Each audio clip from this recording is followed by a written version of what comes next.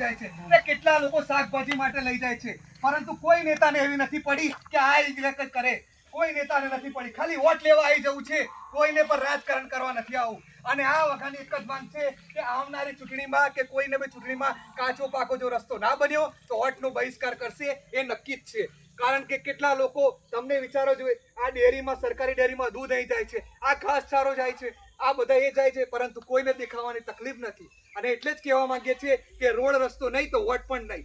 અને આ વખતે કોઈ પણ નેતા અહીંયા આગળ ફરક વાવશે તો એમને ચોખ્ખું જ કહેવા માંગુ છું કે તમારે રોડ રસ્તો ના બનાવી આપવો હોય તો આજે આ દશા જોઈ લો, આજે આ ગરીબોની દશા જોઈ લો. આજે આ વગાની અંદર ગરીબો માણસ રહે છે એટલે વિકાસ નહીં થતો. અરે ગામમાં, વડુ ગામમાં બધા અમીરો લોકો થાય છે એનો વિકાસ છે, અને ગામડામાં કોઈનો વિકાસ નથી, એ જ ફાઇનલ છે. આ ભાઈ બી અમારા આયા છે, એ બી આ ખેડૂત છે. આ એમના પગ જુઓ, આ એમની હાલત જુઓ.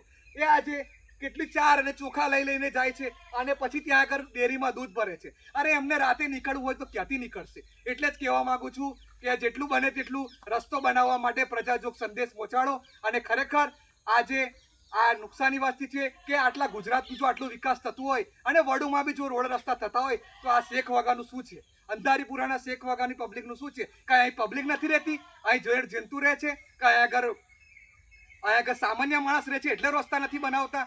એટલે જ કહેવા માંગુ છું. અને અસ્તુત અને જેટલા બી મોટા નેતાઓ જોવે અને કોઈ બી જોવે તો આ વિડીયો દ્વારા અહીં રસ્તો બનાવવા અપીલ કરું છું. અરે લોકો તો કહે છે કે દિવાળીએ રસ્તો બનશે, તો શું અમારે 4 મહિના ચોમાસામાં આવી રીતે કાઢવાનો છે?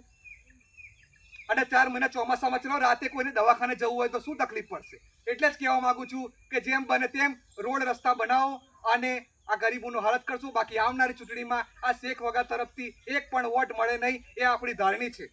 જય હિન્દ, જય ભારત.